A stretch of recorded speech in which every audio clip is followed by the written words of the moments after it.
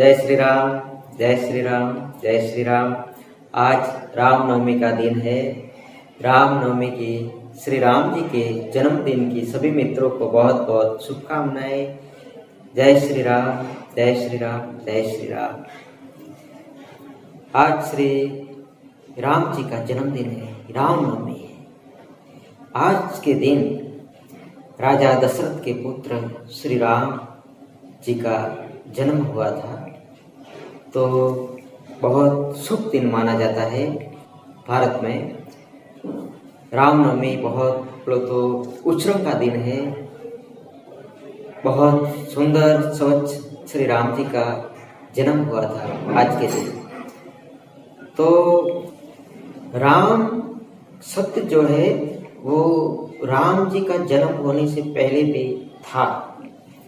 राम उसका नाम है जो हरेक जीवात्मा के अंदर जो आत्मा है, पूरे विश्व में जितने भी जीवात्माएं हैं, जितने भी शरीर है, उस पे जो रहने वाली आत्मा है, उस आत्मा का नाम राम है।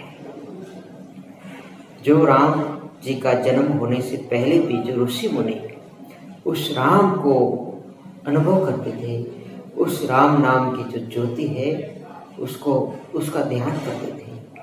तो राम जी का जन्म होने से पहले राम जी का नाम था।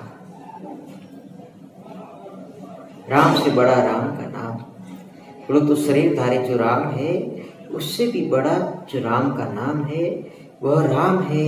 सवे हमारी आत्मा, हमारे अंदर जो ये जो आवाज निकल रही है, उस आत्मा की शक्ति से ये आवाज निकल रही है। इंसान जो बोलता है, चलता है, फिरता है, उस आत्मा की शक्ति से, वह उस आत्मा का जो संतों ने नाम दिया है वो राम नाम है। कबीर साहब ने इस विषय में बहुत अच्छे से समझाया है कि राम क्या है।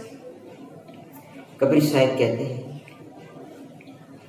कि एक राम दशरथ कर डोले, दूसरा राम गटगट में बोले, तीसरे राम का सकल पसारा, चौथा राम उससे भी न्यारा। कबीर साहब कहते हैं कि एक राम है जो दशरथ के घर डोलता है। जो पहला राम है वो राजा दशरथ के घर जो श्री राम जी का जन्म हुआ था, वो पहला राम है। एक राम दशरथ कर डोले, दूसरा राम गटगट में बोले।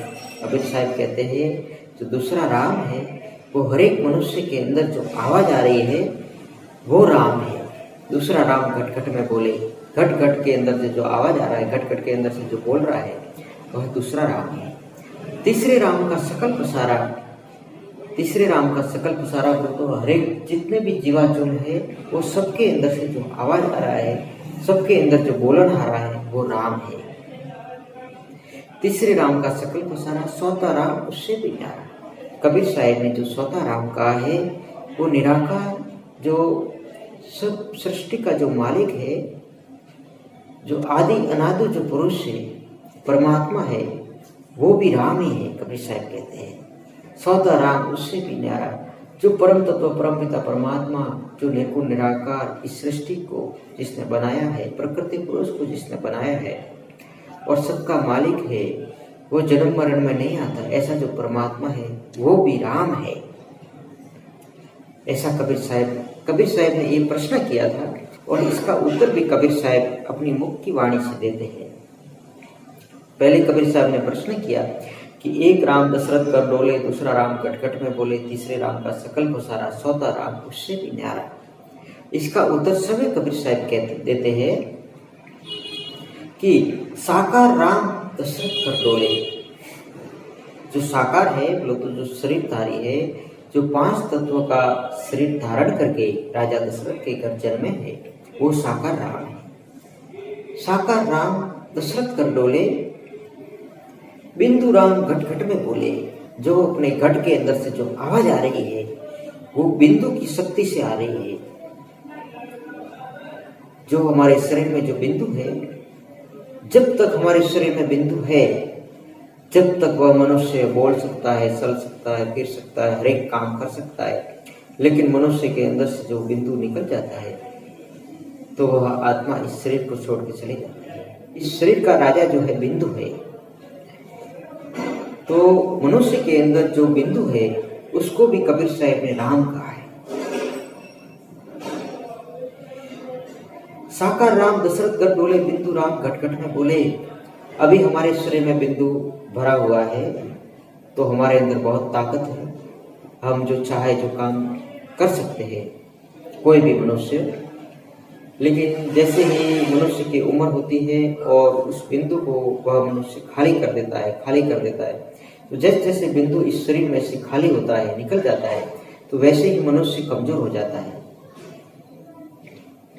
कमजोर होता है, बूढ़ा होता है, कमजोर होता है, बूढ़ा होता है। और एक समय वह इंसान जो लास्ट इस शरीर में एक भी बूंद शरीर में है, वहां तक ये आत्मा इस शरीर में वास करती है, लेकिन वह बुढ़ा उस एक बूंद, लास्ट बूंद को भी इस शरीर से वह निकाल देता है, तो उसके बाद इस शरीर में वह आत्मा नहीं रहती।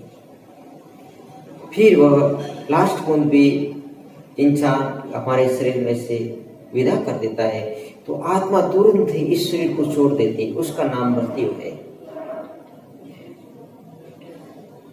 तो कबीर साहब कहते हैं कि साकार राम दशरथ गढ़ डोले, बिंदु राम घटघट में बोले। जो बिंदु है वह भी राम है, उसकी शक्ति से हम बोल रहे हैं, उसकी शक्ति से चल रहे हैं, बरोबर।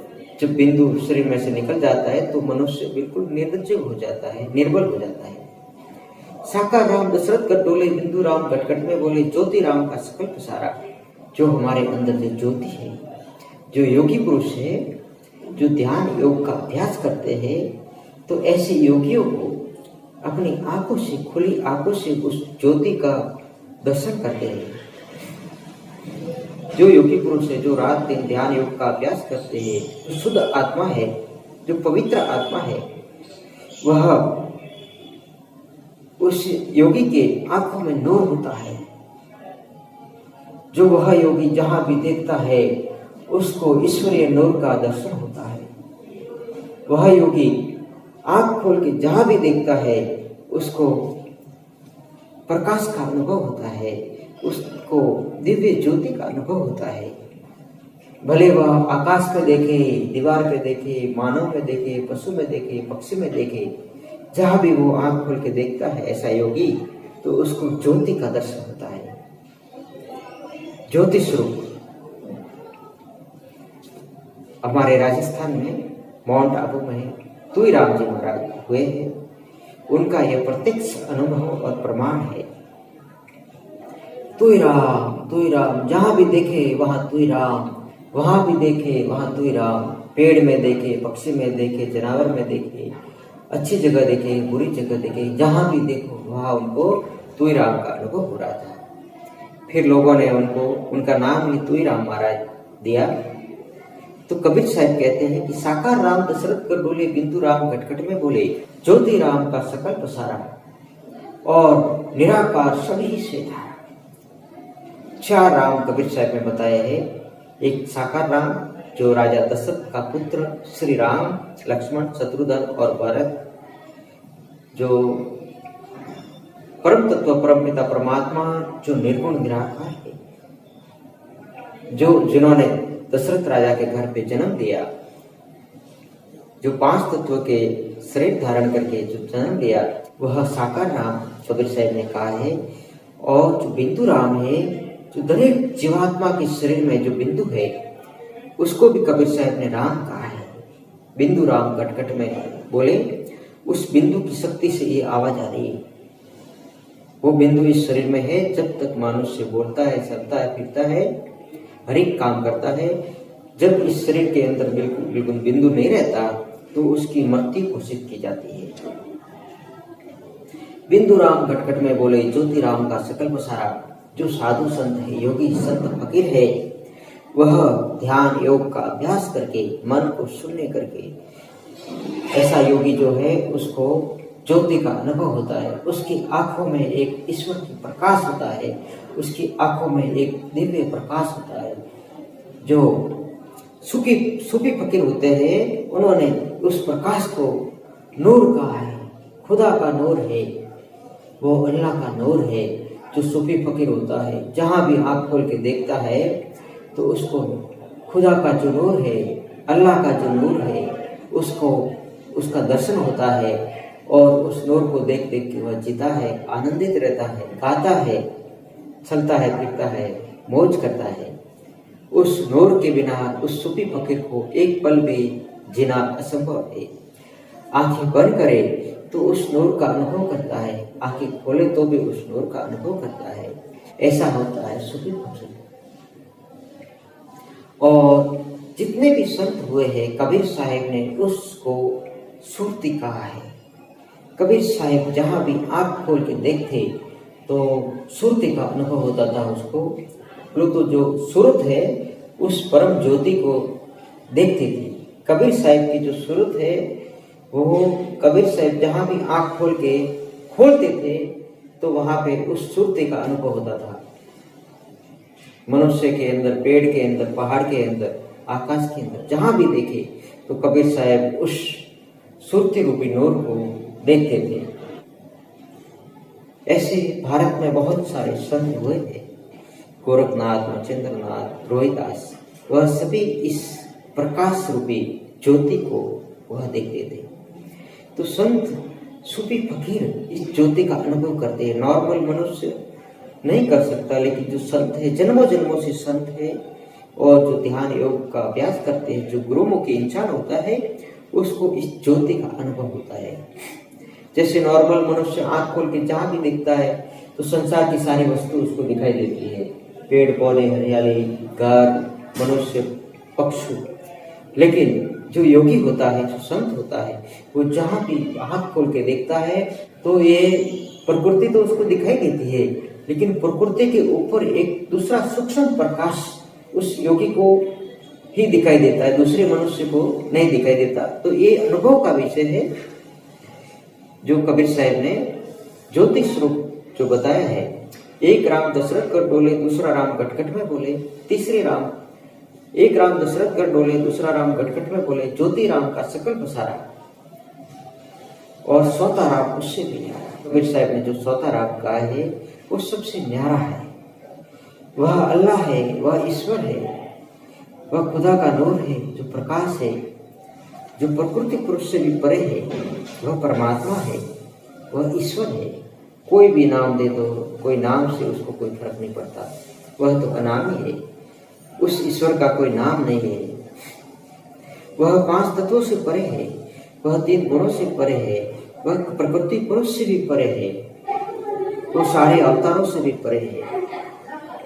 जो कबीर साहब ने उस राम के बारे में कहा है, उस परमात्मा के बारे में कहा है, जो सौता भेद है, जो सौती वाणी है, उसमें कबीर साहब ने कहा है, साहिब सबका बाप है, बेटा किसी का नहीं, बेटा होके अवतरे सो तो साहिब है।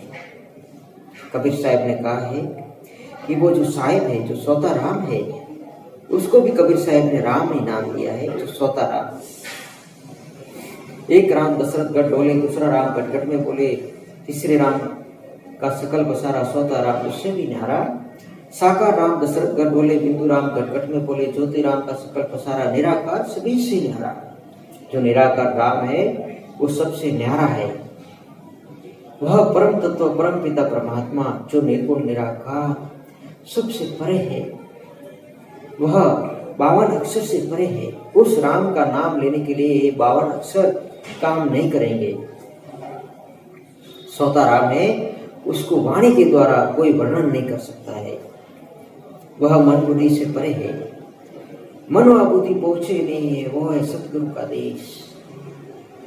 मन और वाणी हार जाती है, उस राम का जो सौता राम है वो सबसे परे है। साहिब सबका बाप है, जो सौता राम का जो विषय है, उसमें कबीर साहब ने कहा है कि जितने भी अवतार हुए हैं वो सौते राम से नहीं आए। वह ज्योति स्वरूप जो देश है वहां से आए हैं। जो साकार, जो श्री राम का जो जन्म हुआ है वो विष्णु भगवान से हुआ है। विष्णु भगवान है, वो ज्योति स्वरूप जो लोग है वहां पे रहते हैं, तो वहां से विष्णु भगवान का अवतार है जो वो श्री राम है। लेकिन जो सौता राम है वो विष्णु से भी परे है।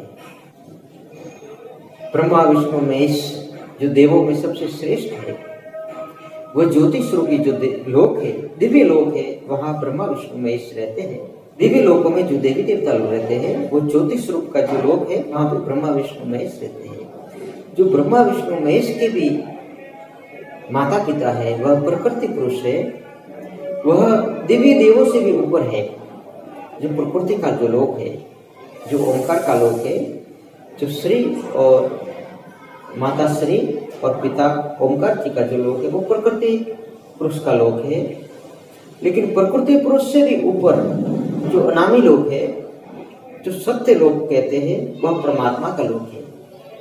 निराकार सभी से न्यारा। एक राम दशरथ कर डोले, दूसरा राम कटकट में बोले ज्योतिष, तीसरे राम का सकल पसारा, निराकार सभी से न्यारा। जो परमात्मा जो है वो सबसे न्यारा है। वह परमात्मा है, पुरुषोत्तम है, आदि अनादि रहित है, दिव्य है। वो जन्म मरण में नहीं आता। साहेब सबका बैप है, बेटा किसी का नहीं, बेटा हो कि अब तेरे सो तो साहेब। तो कबीर साहब ने ऐसे 4 राम के बारे में बताया है। तो आज रामनवमी का दिन है, तो राम का अर्थ हमें जानना चाहिए कि राम क्या है। राम नाम की लूट है, लूट सके तो लूट, अरे अंत काल पछताएगा जब तारा प्राण जाएगा।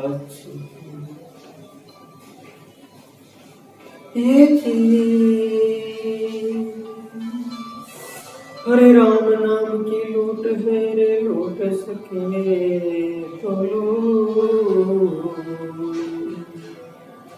हरे अंत काल पछताएगा थारा प्राण जाएगा। कबीर साहब कहते हैं कि भाई राम नाम की लूट है, लूट सके तो लूट, अंत काल पछताएगा जब तेरे प्राण जाएगा। ये मनुष्य का शरीर हमको मिला है, वह राम नाम को जानने के लिए मिला है, राम रूपी आत्मा को जानने के लिए मिला है। कबीर साहब कहते हैं कि राम नाम की लूट हो रही है, भाई जिसको भी लूटना है वो लूट लो। खजाना है, जिसको भी लूटना है तो लूट लो। अगर जिसने लूटा उसका तो मोक्ष हो जाएगा, और जिसने नहीं लूटा उसको अंत में पछताना पड़ेगा। जब ये शरीर बूढ़ा होगा, जब इस आत्मा इस शरीर को छोड़ के जाएगी, तो उसको मनुष्य को बहुत पछताना पड़ेगा कि मेरे को मनुष्य का शरीर मिला था और मैंने राम नाम को लूटा ही नहीं, मैंने राम नाम को जाना ही नहीं। ऐसे संत मिले थे, ऐसा सत्संग भी हमने सुना था, और वो संत कह रहे थे कि भाई राम नाम को लूट लो, लेकिन मैं लूट नहीं पाया। इसलिए ऐसे मनुष्य को बहुत पछताना पड़ता है। तो कबीर साहब कहते हैं कि राम नाम की लूट है, लूट सके तो लूट, अरे अंत काल पछताएगा जब थारा प्राण जाएगा। तो राम नाम की लूट है, लूट सके तो लूट, अंत काल पछताएगा जब तेरे प्राण जाएंगे। तो राम नाम को लूटना ही चाहिए। राम का अर्थ समझने के लिए रा और म, रा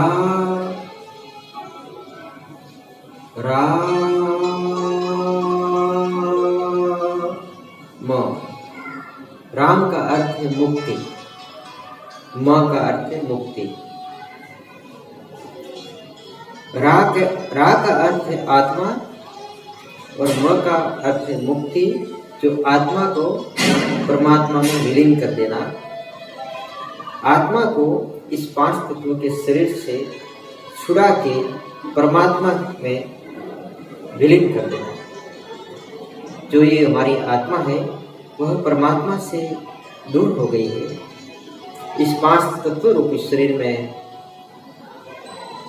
है अभी 5 तत्व 3 गुण और 52 अक्षर की माया जाल में ये 5 तत्वों के शरीर में आत्मा कैद है। इस 5 तत्व रूपी शरीर से छुड़ाना और परमात्मा में विलीन कर देना। ये जी राम नाम की लूट घर लूट सके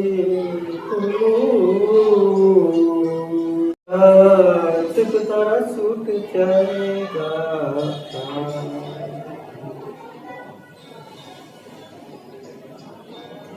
ये जी हरे नाम लिया तो सब लिया रे सकल शास्त्र का भी। हरे नाम बिना नर के गया पढ़ पढ़ चारों वेद।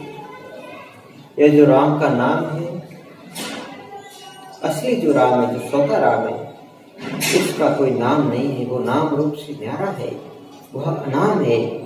इसलिए कबीर साहब कहते हैं ये कि हरे नाम लिया तो सब लिया रे सकल शास्त्र का भेद। हरे नाम बिना नर के किया पढ़ पढ़ चारों वेद। जो परमात्मा का नाम है 52 अक्षरों में नहीं सुना सकता है। तो जो सौता राम है उसका जो नाम है वह 52 अक्षर से नहीं लिया जाता। जो मुक्ति का नाम है, जिसको भी जन्म मरण से मुक्त होना है, उस जो सौते राम का जो नाम है वो 52 अक्षर से परे है, वह नाम है। नाम लिया तो सब लिया सकल शास्त्र का भेद। नाम बिना नर के किया पढ़ पढ़ चारों वेद। ऐसा जो नाम है परमात्मा का, वह लिया तो सब ले लिया। अगर वो नाम नहीं लिया तो कुछ अर्थ नहीं, शास्त्र पढ़ के कोई फायदा नहीं। नाम लिया तो सब लिया सकल शास्त्र का भेद। जो अनामी जो नाम है वह ले लिया तो सब शास्त्र इसमें आ गए, सब परमात्मा यहाँ पे आ गया। नाम लिया तो सब लिया सकल शास्त्र का भेद। लेकिन वो जो नाम नहीं जाना तो कोई अर्थ नहीं। नाम लिया तो सब लिया सकल शास्त्र का भेद। नाम बिना न के किया पढ़ पढ़ चारों वेद। वह जो राम का नाम है उसको जानना चाहिए। यह जो अपने मुख से जो राम का नाम लेते हैं वो तो साकार राम का नाम है। जो राजा दशरथ के घर जन्मे थे उसका नाम है। उसका नाम लेने से अच्छा है, लेकिन जो आत्मा को जानना है, जो सौता राम है, उसको समझना चाहिए। जो संत महापुरुष है उनके शरणों में जाना चाहिए। तो वह सौते राम का अर्थ, सौते राम का नाम हम लोगों को बताएंगे। बोलो सतगुरु देव की जय हो, रामचंद्र भगवान की जय हो। तो एक समय की बात है कि राम, लक्ष्मण, शत्रुघ्न, भरत श्री राजा दशरथ के घर जन्मे और वह 5 वर्ष के हो गए थे। तो राजा दशरथ ने राम, लक्ष्मण, शत्रुघ्न और भरत की पढ़ाई के लिए योग्य गुरु श्री योग वशिष्ठ जी के आश्रम में गए राजा दशरथ जी, और जाकर के साष्टांग नमस्कार किया, दंडवत प्रणाम किया। गुरु महाराज के चरणों में शीश झुका के गुरु महाराज को प्रार्थना किया, हे गुरुवर, मेरे पुत्र राम, लक्ष्मण, शत्रुघ्न और भरत अभी वह आपकी कृपा से 5 वर्ष के हो गए हैं और अभी उनकी पढ़ाई चालू करनी है। तो आपसे श्रेष्ठ कोई गुरु नहीं है दुनिया में। उस समय की बात है कि उस समय योग वशिष्ठ जो महान सद्गुरु थे वो बहुत ही पराक्रमशाली और सत्य को जानने वाले थे। तो राजा दशरथ ने उनके चरणों में झुक के प्रणाम किया और नम्रता पूर्वक प्रश्न किया कि हे भगवान, हे मेरे सद्गुरु, आप हमारे पुत्रों की पढ़ाई चालू कीजिए। तो योग वशिष्ठ ने बहुत ही शुभ माना उस विषय को और बहुत ही खुश हुए और प्रसन्न हुए। फिर राजा दशरथ को कहा कि तुम्हारे पुत्रों को एक जो पूर्णिमा आ रही है, पूर्णिमा के दिन मैं तुम्हारे राजमहल में आऊंगा हमारे सभी संत ऋषि समाज के साथ में, और राम लक्ष्मण शत्रुघ्न भरत को मैं ब्रह्मचारी बनाऊंगा और 16 साल के लिए मेरे आश्रम में उनको रहना पड़ेगा। 16 साल में एक बार भी वह राजमहल में नहीं आ सकेंगे। जब तक उनकी पढ़ाई पूरी नहीं होगी, जब तक वो आश्रम में ही हमारे सन्यासी बन के रहेंगे, ब्रह्मचारी बन के रहेंगे। और हम लोग, हमारे जितने भी सन्यासी हैं, वह राम लक्ष्मण शत्रुघ्न को पूरी 16 कक्षा पढ़ाएंगे और पढ़ाई में निपुण करेंगे। युद्ध करने में, राज करने में, राजनीति में जितनी भी जो पढ़ाई है, वो हमारे सन्यासी जो ब्रह्मचारी है, वह तुम्हारे पुत्रों को सारा पढ़ाई का दान देंगे।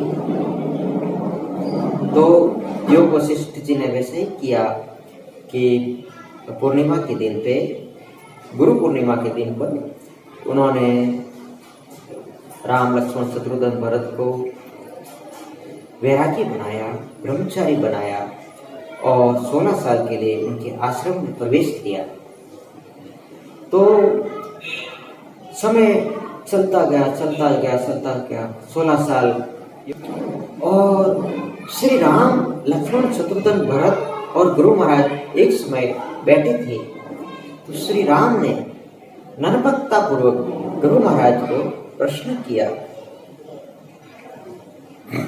श्री राम गुरु महाराज को प्रश्न कर रहे हैं। श्री राम उवाच, श्री राम जी ने पूछा, हे मुने, जागृत, ईश्वरपन और सुषुप्ति, इन तीनों अवस्थाओं में अनुगत तथा व्यापक और अलक्षित जो तुरीय रूप है, उसका विशेष रूप से वर्णन कीजिए।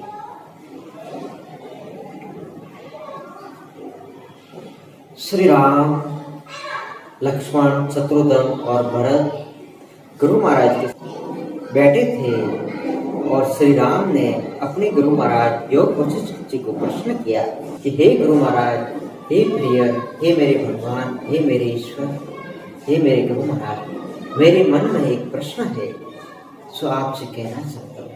गुरु जी ने कहा, हे मेरे प्रिय, हे मेरे प्रिय शिष्य, हे श्री राम, कहो। तो श्री राम जी ने कहा कि भगवान, आपके आश्रम में 16 साल हम रहे, हमको आपका सारा ज्ञान, आपकी सारी तपस्या, आपकी सारी शक्तियाँ आपने हमको दिया, और आपने जो पढ़ाया कि अर्थ, धर्म, काम और मोक्ष के बारे में आपने हमको पढ़ाया। तो राम जी ने कहा कि अर्थ मेरे को समझ में आया कि मैं राजा हूँ, तो मेरा अर्थ क्या है। अर्थ, धर्म समझ में आया कि मैं एक राजा हूँ, तो राजा का धर्म क्या है। धर्म की विधि, धर्म की नीति आपने समझाई। अर्थ, धर्म, काम के विषय में आपने हमको समझाया कि काम क्या है, और मोक्ष के बारे में आपको समझाया कि मोक्ष क्या है, आत्मा क्या है, आत्मा को परमात्मा में कैसे विलीन करना, और जीती चीज मोक्ष, शरीर को कैसे छोड़ना, वह आपने सिखाया। लेकिन अर्थ में समझा, धर्म समझा, काम समझा, लेकिन मोक्ष के विषय में मैं बरोबर नहीं समझ पाया। मेरे मन में संशय है, अभी मैं अपना मोक्ष नहीं कर सकता। इसलिए हे गुरुवर, हे भगवान, हे मेरे ईश्वर, हे मेरे गुरु महाराज, आप मोक्ष के बारे में समझाइए। तो योग वशिष्ठ ने कहा कि हे पुत्र, हे शिष्य, हे श्री राम, अब तुम्हारा 16 साल पूरा होने में 1 महीना बाकी है, और आप कह रहे हो कि मोक्ष मुझे समझ में नहीं आया, तो तुम राजा हो जाओगे, तुम्हारा राज तिलक होने वाला है 1 महीने के बाद में तो राज संभालने के लिए तुम्हें तो बिल्कुल समय नहीं मिलेगा। तो बाद में तो तुम मोक्ष अपना कर ही नहीं सकते। तो 1 महीना बाकी है, तो मैं तुम्हें पूरी तरह से 1 महीना राजयोग है, जो मोक्ष प्राप्ति का जो विषय है, उसका ही मैं तुम्हें अभ्यास कराऊंगा, और बहुत जल्दी से जल्दी तुम्हारा ये तो 16 साल पूरा होते होते ही तुम्हारा मोक्ष हो जाए। 16 साल पूरे होने में 1 महीना ही बाकी है। 1 महीने के पहले पहले ही तुम्हारा मोक्ष हो जाए, यही मेरी इच्छा है। तो राम जी ने प्रश्न पूछा कि जागृत समझ में आया मेरे को, ईश्वरपन जो योग वशिष्ठ ने जो पढ़ाया था मोक्ष के विषय में, तो उस विषय में एक प्रश्न करते हैं गुरु महाराज को कि जागृत मेरे समझ में आया कि जागृत अवस्था, जागृत ईश्वरपन, सुषुप्त तुर्या, इस विषय में गुरु महाराज पढ़ाते हैं। तो गुरु महाराज कह रहे हैं श्री राम को कि जागृत, ईश्वरपन, सुषुप्त और तुर्या, ये 4 अवस्था है। 4 अवस्थाओं में से जो 3 अवस्था है वह माया के अंदर है। 3 अवस्थाओं में मोक्ष नहीं होता है, मोक्ष होता है सिर्फ तुर्या अवस्था में। तुर्या अवस्था में जो प्रवेश पाता है योगी, उसका ही मोक्ष होता है।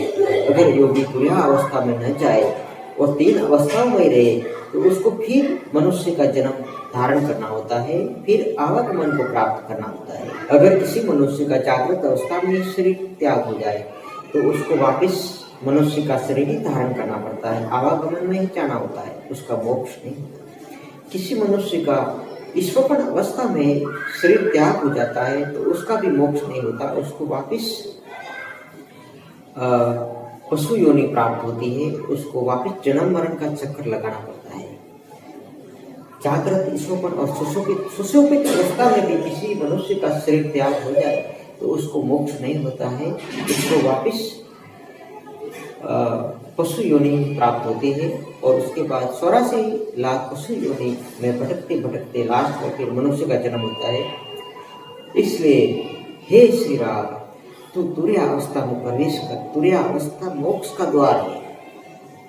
तो श्री राम जी प्रश्न कर रहे हैं। श्री राम जी ने पूछा, हे मुने, जागृत, ईश्वरपन, सुषुप्त, इन तीनों अवस्थाओं में तथा व्यापक और अलक्षित जो तुरीय अवस्था है, तुरीय रूप है, उसका विशेष रूप से वर्णन कीजिए। यह राम जी ने प्रश्न पूछा। अब योग वशिष्ठ श्री राम जी को इसका उत्तर देते हैं।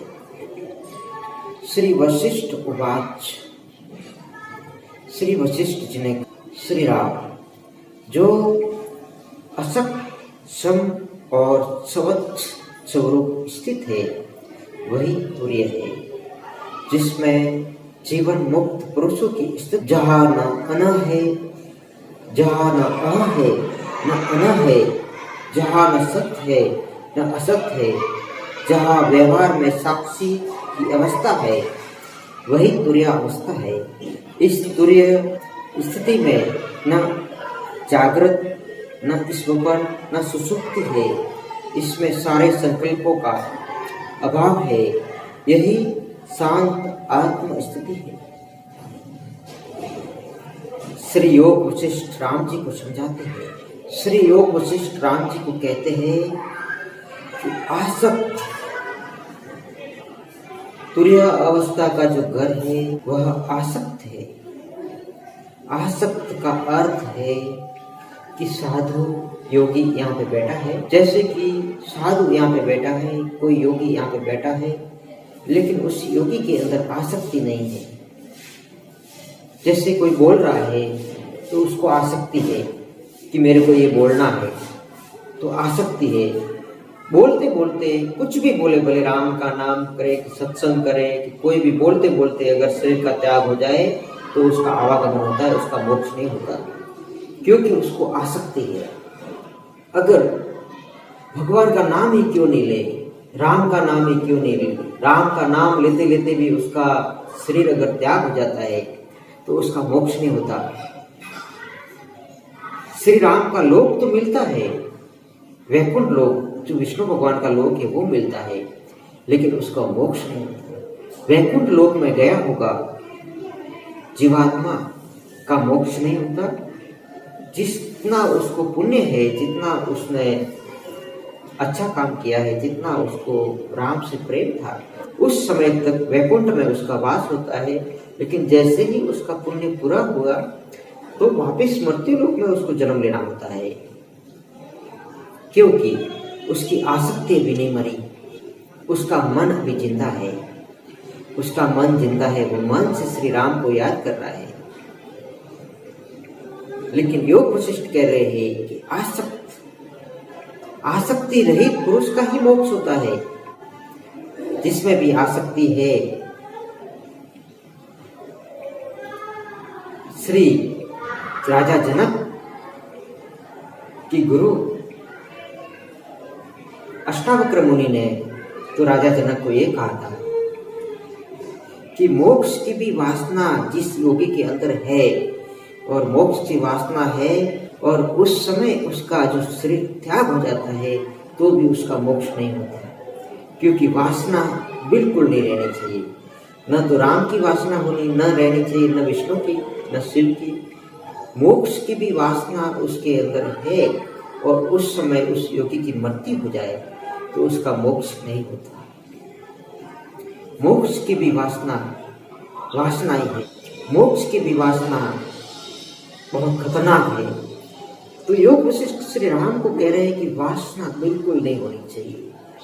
इसका मतलब कि योगी यहाँ पे बैठा है, वासना बिल्कुल नहीं रहनी चाहिए, गजब है।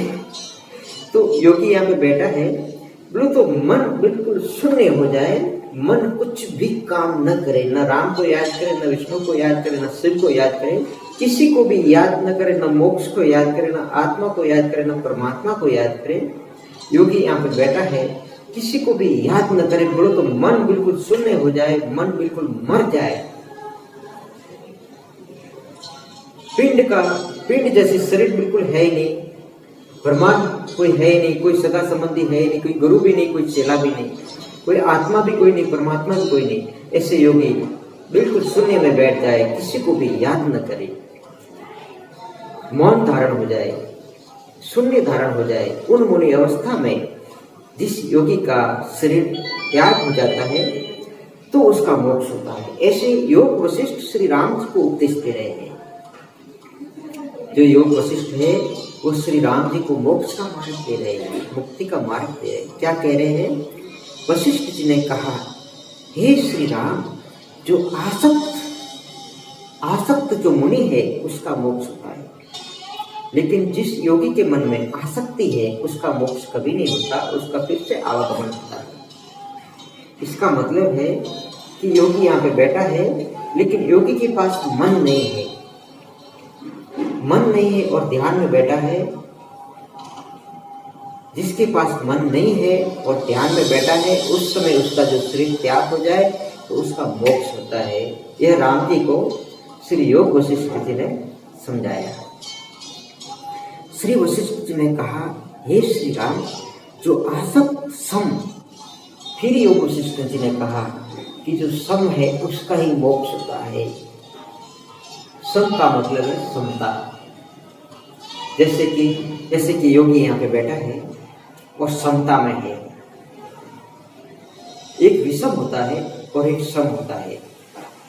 विषम होता है, उसको अच्छे विचार आते हैं, उसको बुरे भी विचार आते हैं, शुभ कर्म भी करता है, अशुभ कर्म भी करता है, सत्संग भी देता है, किसी को गाली भी दे देता है, राम का नाम भी सिमरन करता है,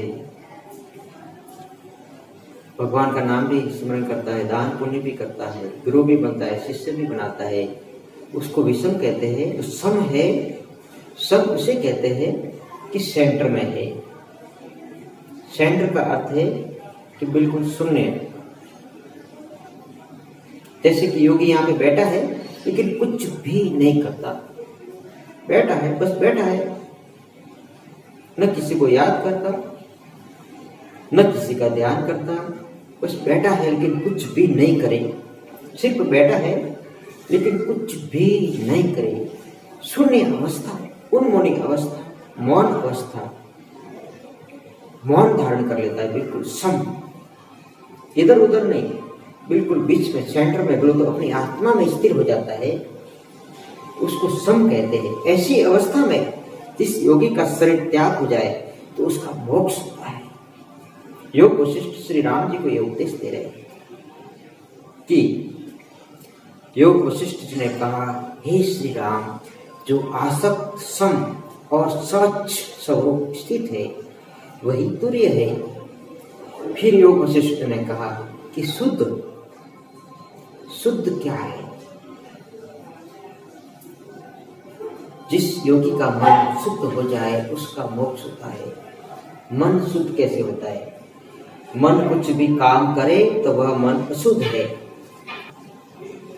भले ये मन सत्संग करता हो, सत्य का ज्ञान समझा रहा हो, तो भी मन कुछ काम तो कर रहा है।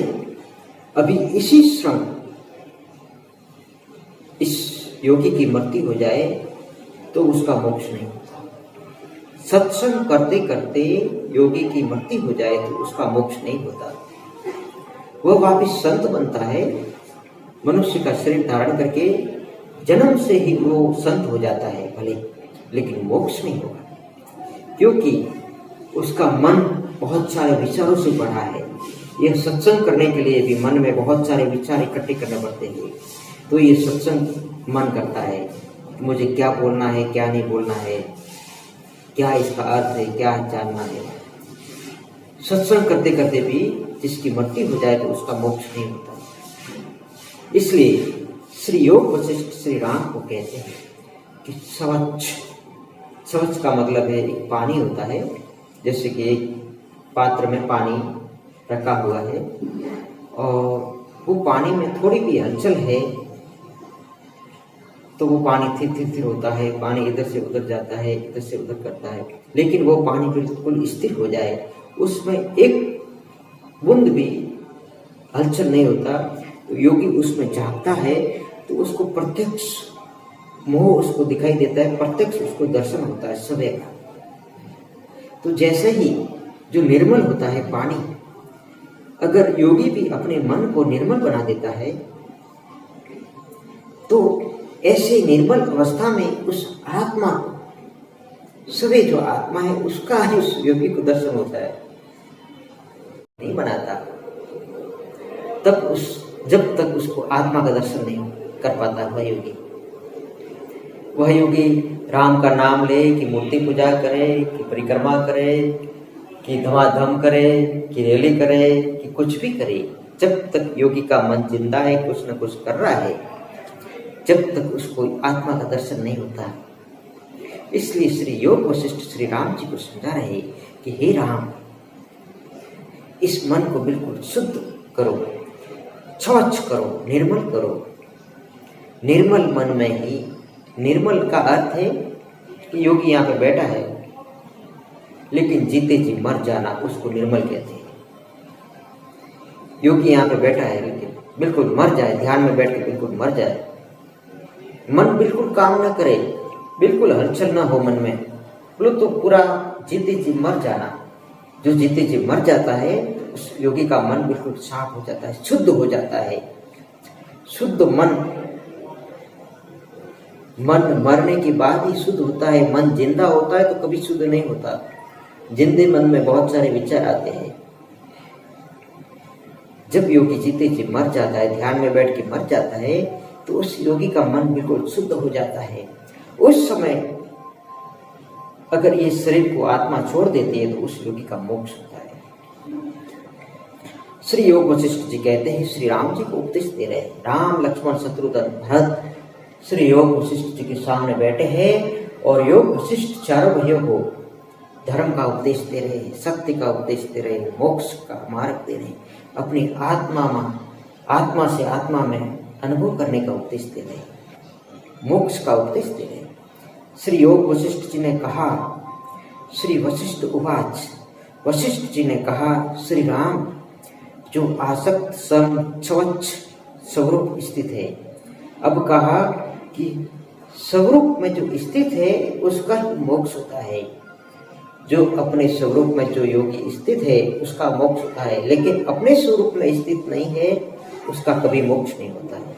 अपने स्वरूप का मतलब है कि अपनी आत्मा, जो अपनी आत्मा में स्थिर, ध्यान में बैठ करके जो अपनी आत्मा में स्थिर हो गया, आत्मा में स्थिर हुआ योगी का मृत्यु हो जाए तो उसका मोक्ष होता है। जो योगी अपने स्वरूप में स्थित नहीं है और उसका मोक्ष हो जाए तो उसका मोक्ष नहीं होता। स्वरूप में स्थित हो जाए उसका मोक्ष होता है, स्वरूप का अर्थ है कि मैं स्वयं बोलो तो ये शरीर नहीं, मैं स्वयं का मतलब मैं मन नहीं, मैं स्वयं का मतलब खेताराम नहीं, मैं स्वयं का मतलब आत्मा। आत्मा का मतलब है कि आत्मा नाम रूप से न्यारी है, मन बुद्धि से भी परे है, मन व बुद्धि पहुंचे नहीं, वो है सतगुरु का देश। आत्मा का कोई नाम नहीं, कोई रूप नहीं, कोई रंग नहीं, ये शरीर नहीं, ये मन नहीं। उस आत्मा में जो स्थिर हो जाए उसका मोक्ष होता है। इसका मतलब है कि योगी जब ध्यान में बैठा है तो कुछ भी न करे, मन बिल्कुल शून्य हो जाए, पिंड ब्रह्मांड का भान भूल जाए, योगी जीते जी मर जाए, तब वह अपने स्वरूप में स्थिर होता है। उस समय उसका मोक्ष हो जाए, उस समय उस योगी की मृत्यु हो जाए तो उसको मोक्ष हो जाए। योग वशिष्ठ कहते हैं, सुनो श्री राम। योग वशिष्ठ जी ने कहा, हे श्री राम, जो आसक्त स्वरूप स्थित है वही तुर्यावस्था है। तुर्यावस्था के लक्षण क्या क्या कहा है? तुर्यावस्था का लक्षण, एक तो आसक्ति रहित मनुष्य तुर्यावस्था को प्राप्त होता है। सम है, जो सेंटर में है, वह मनुष्य तुर्यावस्था में बहुत जल्दी प्रवेश करता है। स्वच्छ है, वह तुर्यावस्था में जल्दी प्रवेश करता है। सब अपने स्वरूप में जो स्थित है वह तुर्यावस्था के लायक है, वह पात्र है।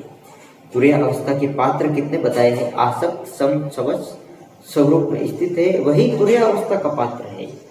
और वह तुर्यावस्था में योगी का मोक्ष होता है। तुर्यावस्था में जाकर के जो योगी अपने शरीर का त्याग करता है उसका जन्म मरण का फेरा जो है वो टल जाता है, सदा के लिए मुक्त हो जाता है। श्री वशिष्ठ जी ने कहा, हे श्री राम, जो आसक्त सम स्वरूप स्थित है वही तुर्य है, जिसमें जीवन मुक्त पुरुषों की स्थिति है। जो तुर्यावस्था में चला जाता है वही जीवन मुक्त पुरुषों की स्थिति है। जिसको भी जन्म मरण के चक्र में से निकलना है, ये मनुष्य शरीर धारण किया है, वही मनुष्य इस जन्म मरण के चक्र में से निकलना चाहता है।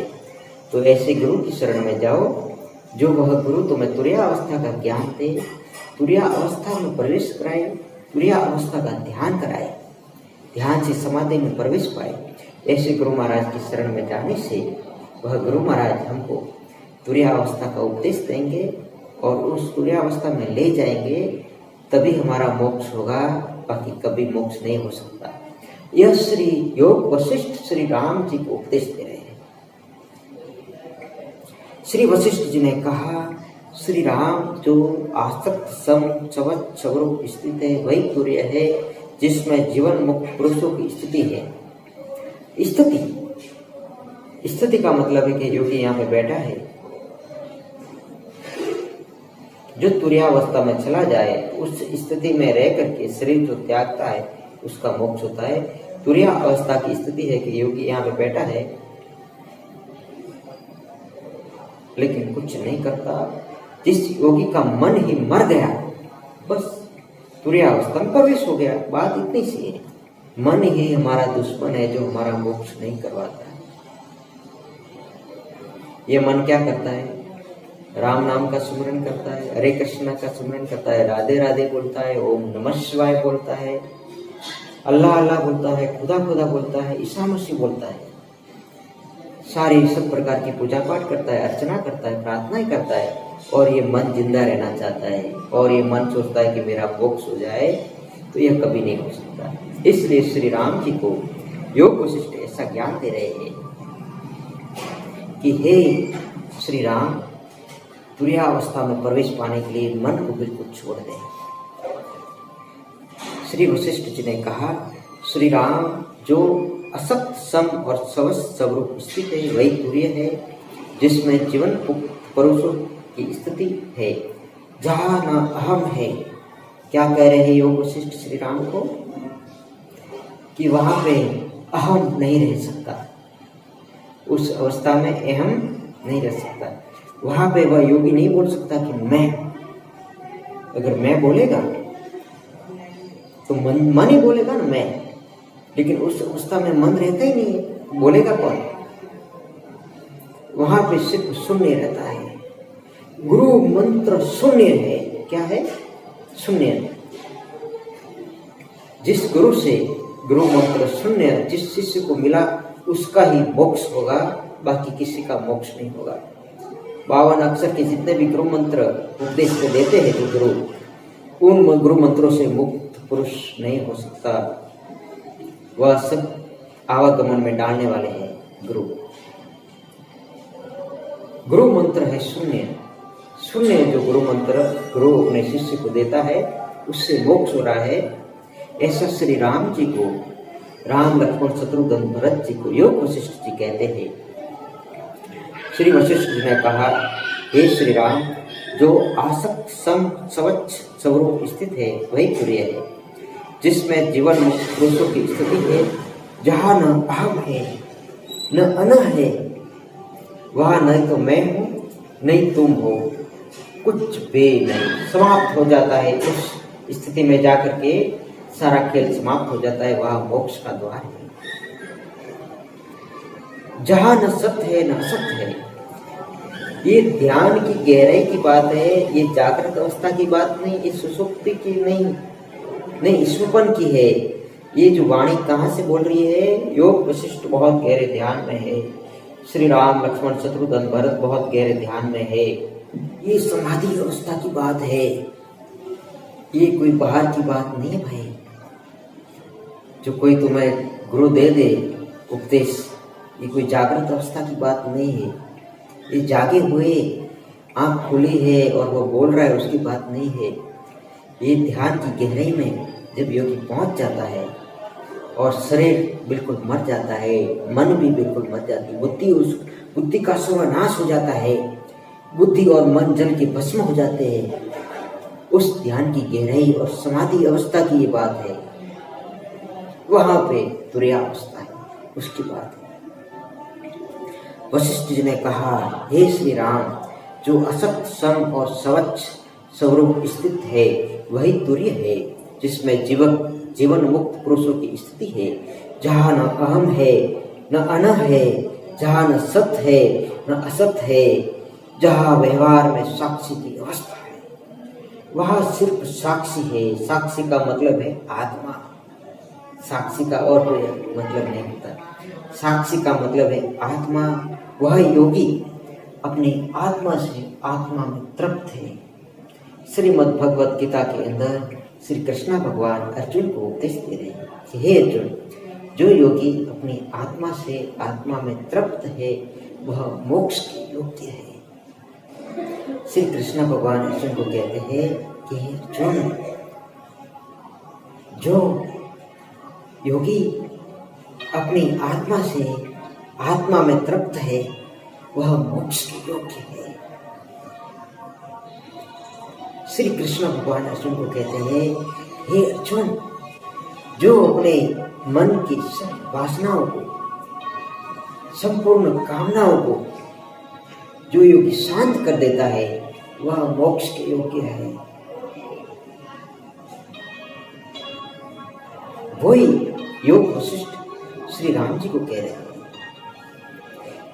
वशिष्ठ जी ने कहा, श्री राम, जो असत सम स्वच्छ स्वरूप स्थित है वही तुर्य है, जिसमें जीवन मुक्त पुरुषों की स्थिति है, जहाँ न अहम न अन, जहाँ न सत्य न असत, जहाँ व्यवहार में साक्षी की अवस्था, वही तुर्य अवस्था है। इस तुर्य स्थिति में न जागृत न ईश्वर न सुषुप्ति, इसमें सारे संकल्पों का अभाव, यही शांत आत्म स्थिति है। क्या कह रहे हैं योग वशिष्ठ राम लक्ष्मण शत्रुघ्न भरत को? इस तुर्य स्थिति में नहीं तो जागृत अवस्था बिल्कुल खत्म हो जाती है ध्यान की गहराई में जाने के बाद में, न ईश्वरपन अवस्था बिल्कुल नहीं रहती, न ही सुषुप्ति। तीनों अवस्था का सर्वनाश हो जाता है, जल की भस्म हो जाती है। इस तुरीय स्थिति में न जागृत, न ईश्वर, न सुसुप्ति है। इसका अर्थ है कि योगी बिल्कुल जीते जी मर जाता है। ध्यान में बैठ के बिल्कुल जीते जी मर जाता है। संसार को वास्तव में छोड़ देता है, संसार का बिल्कुल त्याग कर देता है। पिंड और ब्रह्मांड उस योगी के लिए बिल्कुल नहीं रहते, शून्य हो जाता है। तभी जागृति, स्वप्न, सुसुप्ति बिल्कुल नहीं रहती। इसमें सारी संकल्पों का अभाव हो जाता है। बोलो तो मन रहता ही नहीं तो संकल्प कौन करेगा कि मुझे मोक्ष करना है, कि आत्मा को जानना है, कि गुरु महाराज के शरण में जाना। समाधि में बैठा हुआ योगी बिल्कुल संकल्प त्याग देता है। बोलो तो मन बिल्कुल मर जाता है। सारे संकल्पों का अभाव है, वही शांत आत्म स्थिति है। उस स्थिति में जाकर के ही मोक्ष होता है, बाकी मोक्ष कभी नहीं होगा। ध्यान की गहराई में जाकर के शरीर को और मन को जो योगी मार देता है, पिंड ब्रह्मांड को बिल्कुल छोड़ देता है, मन को बिल्कुल जीरो कर देता है, ध्यान में बैठ के। ये जागृत अवस्था की बिल्कुल बात नहीं है कि चलते फिरते, उठते बैठते, सब काम करते हुए हमारा मोक्ष हो जाए, बिल्कुल नहीं, ये झूठी बात है। ध्यान एक मार्ग है।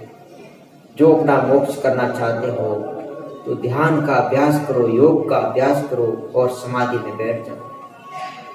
मन को बिल्कुल छोड़ दो, शरीर को, मन को, पिंड को, ब्रह्मांड को, सारी वस्तुओं को छोड़ दो और समाधि में स्थित योगी अपनी आत्मा को पाता है। और आत्मा में जो स्थिर हो जाए उसका ही मोक्ष होता है, बाकी मोक्ष कभी नहीं होता। इसके हमारे भारत के मोक्ष का विषय समझाया है। ये जी आत्मा ने और क्या बीना रे, हे लख 84 नहीं तो मटे, हे ब्रह्मना ने भाग्या बीना हरे, हे लख 84 नहीं तो मटे, हितारी ब्रह्मना ने भाग्या बीना हरे, भव भवना फेरा नहीं तो मटेगी। जब तक तू अपनी आत्मा को नहीं जानेगा, जब तक तेरा जन्म मरण का चक्र बंद नहीं होगा। जिस समय तू अपनी आत्मा को जान लाएगा, तुरंत ही तेरे जन्म मरण के चक्र बंद हो जाएंगे और तेरा मोक्ष होगा। लेकिन आत्मा को जानने के लिए एक शर्त बताई है पान भाई ने कि तेरे अंदर जो मन की भ्रमणा है, जो मन कुछ न कुछ काम करता रहता है, जब तक मन कुछ न कुछ काम करेगा जब तक तेरा मोक्ष नहीं होता। जब तक तेरे मन के अंदर जो भ्रमणा है वो बिल्कुल खत्म हो जाएगी, उसी क्षण तू आत्मा में स्थिर हो जाएगा और तेरा उसी क्षण मोक्ष हो जाएगा। भ्रमणा है, भ्रमणा बिल्कुल खत्म हो जाएगी। लो तो मनुष्य ध्यान में बैठा है लेकिन उसकी भ्रमणा, लो तो मन से वो कोई काम नहीं कर रहा है। बिल्कुल शांत हुआ योगी भ्रमणा को बिल्कुल छोड़ देता है तो उसको उन्मुनी अवस्था योगियों ने कहा है। उस उन्मुनी अवस्था में जाने से उसकी भ्रमणा बिल्कुल समाप्त हो जाती है और वो इस आत्मा में स्थिर हो जाता है। वही योग वशिष्ठ मुनि श्री राम को उपदेश दे रहे हैं। श्री राम ने प्रश्न पूछा, श्री राम ने पूछा, हे मुनि, जागृत, ईश्वर, सुषुप्ति, इन तीनों अवस्थाओं में अनुगत जो व्यापक अलक्षित जो तुर्य रूप है उसका विशेष रूप से वर्णन कीजिए। गुरु महाराज को श्री राम जी ने गुरु महाराज को नम्रतापूर्वक दंडवत प्रणाम किया और साष्टांग दंडवत प्रणाम करके प्रश्न किया, हे गुरु महाराज, मैं आपकी शरण में, मुझे जागृत, स्वप्न, सुषुप्ति और तुर्या का सत्य ज्ञान मुझे दीजिए। मैं आपके शरण में, हे गुरु महाराज, मेरा उद्धार कीजिए। सबसे श्रेष्ठ ज्ञान है जो तुर्या अवस्था का ज्ञान है, वह आप मुझे दीजिए। तो योग वशिष्ठ श्री गुरु महाराज बहुत प्रसन्न हुए और श्री राम, लक्ष्मण, शत्रुघ्न, भरत को तुर्या अवस्था का ज्ञान दे रहे हैं। तो योग वशिष्ठ जी ने कहा, वशिष्ठ मुनि जी ने कहा, हे श्री राम, हे श्री राम, जो असक्त सम और स्वच्छ स्वरूप स्थित है वही तुर्य है, जिसमें जीवन मुक्त पुरुषों की स्थिति है, जहाँ न अन है न अनंत है, न अन है जहाँ न सत्य है न असत है, जहाँ व्यवहार में साक्षी की अवस्था है वही तुर्य अवस्था है। इस तुर्य स्थिति में न जागृत न स्वप्न न सुषुप्ति है, इसमें सारे संकल्पों का अभाव, यही शांत आत्म स्थिति है। श्री योग वशिष्ठ कहते हैं, अहंकार का त्याग होने पर ही चित्त में विलीन हो जाने पर तथा जल में नमक की डली गलकर जल रूप हो जाती है, वैसे ही समता की उत्पत्ति होती है, वही तुर्य अवस्था है। योग वशिष्ठ जी ने श्री राम जी को क्या कहा? योग वशिष्ठ जी ने श्री राम जी को कहा, अहंकार का त्याग, योगी जब अहंकार का त्याग करता है तो उसे मोक्ष होता है, लेकिन चलते फिरते कभी भी अहंकार का त्याग नहीं होता। चल रहा है, फिर रहा है, आश्रम में है, बैठा है, गुरु बना रहा है, शिष्य बना रहा है, जो भी काम कर रहा है, जब तक आंखें खुली है तो अहंकार है। बिल्कुल जागृत अवस्था की बात नहीं है। जागृत अवस्था में कभी अहंकार नहीं मिटता है। ये जो जागृत अवस्था है यही आवाम गमन का द्वार होता है। इसीलिए भगवान शिव सदा ध्यान समाधि में स्थिर होते हैं। जागृत अवस्था को शंकर भगवान नरक के समान मानते हैं।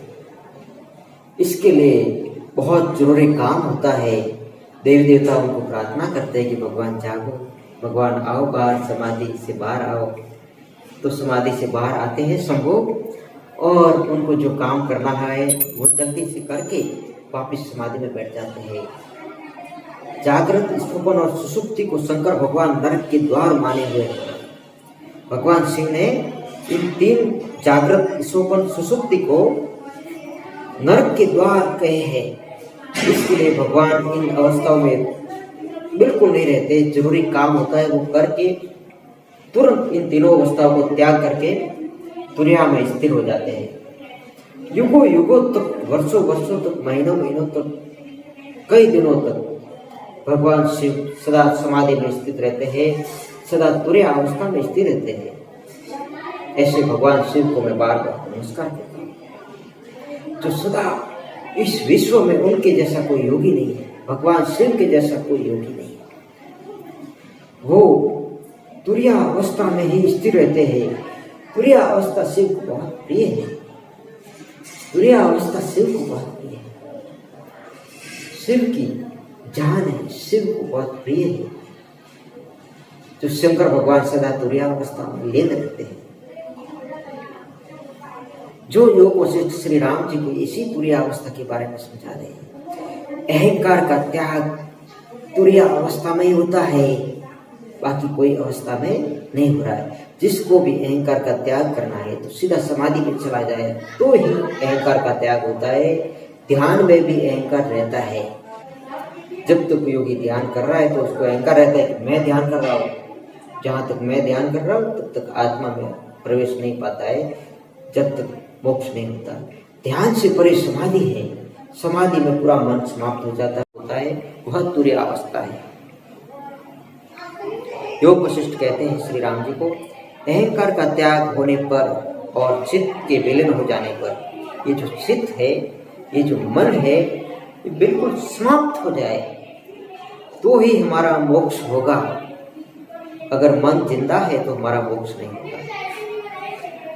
और मन को मारने के लिए समाधि में प्रवेश पाना बहुत जरूरी है। समाधि के बिना मोक्ष नहीं होता। समाधि के बिना ये चित्त कभी मरता नहीं है। ध्यान में भी चित्त जिंदा रहता है। अहंकार का त्याग होने पर और चित्त के विलीन हो जाने तथा जल में नमक की डली गलकर जल रूप हो जाती है। अब हम मानते हैं कि मैं कहता रहा हूँ, मैं सत्संग कर रहा हूँ, मैं प्रवचन दे रहा हूँ, मैं लोगों को समझा रहा हूँ, तो अहंकार मेरे अंदर है। ये जागृत अवस्था है। तो योग वशिष्ठ कह रहे हैं कि ये जो खेताराम है, ये मन है, ये बुद्धि है, ये संसार है, ये एक नमक है। लेकिन नमक को तुम पानी के अंदर डाल दो तो नमक नहीं रहता, नमक पानी बन जाता है। ऐसे ही इस मन को ध्यान में डाल दो, इस शरीर को ध्यान में डाल दो। ध्यान में एक ऐसी अवस्था आती है, उन्मुनी अवस्था, तो फिर ये खेताराम नहीं रहता, ये मन नहीं रहता, ये बुद्धि नहीं रहती, ये संसार नहीं होता, ये पिंड नहीं होता, सिर्फ आत्मा ही रह जाती है। नमक गल के पानी हो जाता है। तो ये खेताराम गल के जब आत्मा में स्थिर हो जाएगा तो सिर्फ आत्मा ही शेष रहती है। उस समय मोक्ष होता है और वह समाधि अवस्था है। अहंकार का त्याग होने पर और चित्त के विलीन हो जाने पर तथा जल में नमक की डली गलकर जल रूप हो जाती है। वैसे ही समता का अर्थ है कि योगी यहाँ पर बैठा है, अपनी आत्मा में स्थिर हो जाए, उसको ही समता कहते हैं। दूसरी कोई समता होती नहीं है।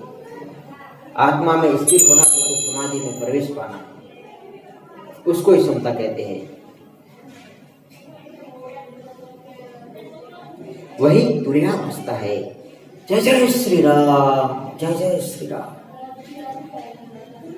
रामनवमी की सभी मित्रों को बहुत बहुत शुभकामनाएं। आज रामनवमी है तो हमने श्री राम के विषय में, श्री राम के जीवन के विषय में और जो राम रूपी आत्मा के विषय में हमने जो सत्संग किया, सभी मित्रों को मैं हृदय से बहुत बहुत नमस्कार करता हूँ।